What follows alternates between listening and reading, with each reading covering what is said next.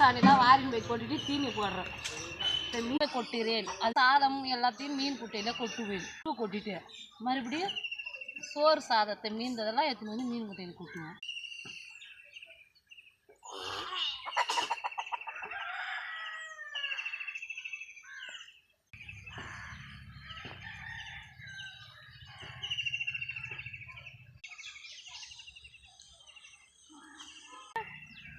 மீன் குட்டிக்கு எருவு சாணம் போட்டுட்டேன்.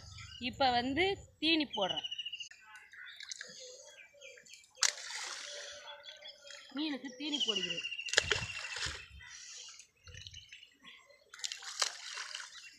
தினமும் தூங்கி எழுந்ததுலேருந்து தீனி போட்டுருவேன். காலையில் எழுந்ததும் தினமும் தீனி போடுவேன்.